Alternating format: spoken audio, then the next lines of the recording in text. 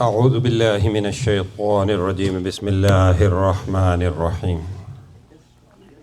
الحمد للہ رب العالمین الرحمن الرحیم مالک یوم الدین ایاک نعبد و ایاک نستعین اہدنا الصراط المستقیم صراط الذین انعمت علیہم غیر المغضوب علیہم ولا الضالین آمین۔ اللہم صلی علی محمد آلہ و اصحابہ وسلم۔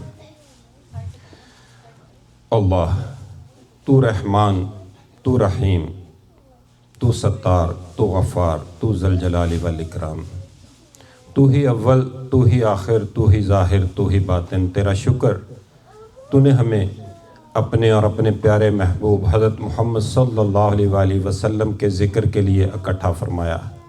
یا اللہ تو ہمیں ایسا بولنا اور ایسا سننا نصیب فرما جس میں تیری رضا شامل ہو، حضور صلی اللہ علیہ وآلہ وسلم کی اطاعت شامل ہو، محبت شامل ہو، عشق شامل ہو، اور یا اللہ اس پہ عمل کرنا ہمارے لیے آسان فرما دے۔ اللہ اکبر، اللہ اکبر، اللہ اکبر۔ اللہ نے حضور صلی اللہ علیہ وآلہ وسلم کو معراج عطا فرمائی۔ معراج میں مشاہدات کروائے گئے، آنے والے گزرے ہوئے وقت کے بارے میں بتایا گیا، پھر ایک تحفہ عطا کیا گیا، اور وہ تحفہ نماز کی شکل میں عطا کیا۔ اور اہل تصوف کہتے ہیں کہ یہ ایسا تحفہ ہے کہ یہ مومن کی ہر روز کافی دفعہ کی معراج ہے۔ اب یہ ایسا سفر جو ظاہر کی بجائے ایک باطن کی طرف جاتا ہے، جیسے ہم شریعت کے لیے، ظاہر کے لیے بہت علم حاصل کرتے ہیں، لوگوں کے پاس جاتے ہیں، تو پھر یہ ایک باطن کا سفر ہے۔ معراج ایک ایسا سفر جو مومن کو نصیب ہوا ہے، کیا مومن وہ سفر کے لیے اپنی تگودو کر رہا ہے کہ نہیں؟ کیا اس کو نمازوں میں معراج نصیب ہوتی ہے کہ نہیں؟ کیا اس کو پتہ ہے کہ جب وہ نیت کرتا ہے کیا وہ اس دنیا سے کٹ آف ہوتا ہے کہ نہیں؟ کیا اس کو پتہ ہے کہ جب وہ اللہ اکبر کہتا ہے تو اس کو پتہ چلتا ہے کہ وہ اپنے رب کے سامنے کھڑا ہے؟ جب وہ الحمد شریف پڑھتا ہے کیا اس کو محسوس ہوتا ہے کہ یہ رب کا کلام ہے؟ جب وہ رکوع کرتا ہے کیا اس کو یہ محسوس ہوتا ہے کہ وہ اس تعظیم میں اس اللہ کے سامنے جھک رہا ہے؟ پھر جیسے جیسے یہ باتیں سمجھ آتی ہیں تو اگر اس کو یہ سمجھ نہیں آ رہی تو پھر ان لوگوں کے پاس جانا چاہیے جن کو باطن کے سفر کا پتہ ہے، جن کو دل کی صفائی کا پتہ ہے۔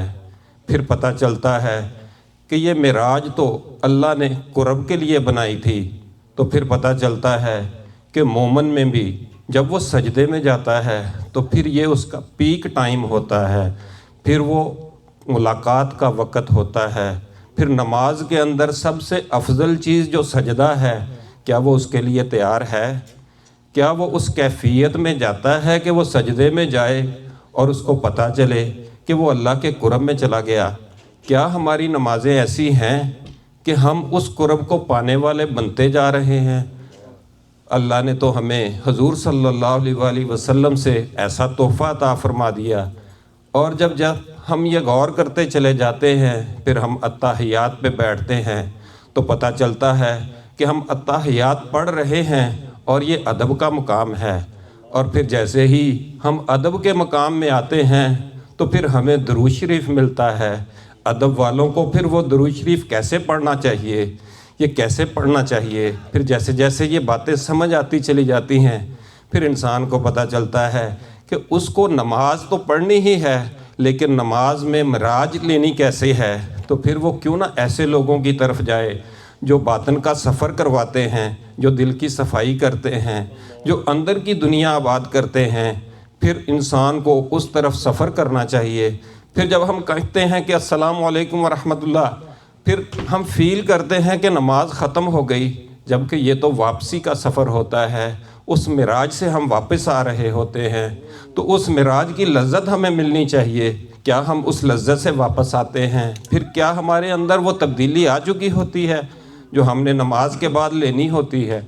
फिर ऐसे ही जिसको ये बातें समझ आती चली जाती हैं, वो फिर कोशिश करता है कि ऐसे लोगों के साथ वक्त गुजारे जो उसको नमाज की उस लज्जतों में, उस कैफियतों से गुजारें। फिर पता चलता है कि लंबे सजदे क्यों होते हैं। फिर वो उन लज्जतों में से वो उन लोगों के साथ सोहबतें इख्तियार करना शुरू कर देता है। फिर उसकी दिल की सफाई होना शुरू हो जाती है।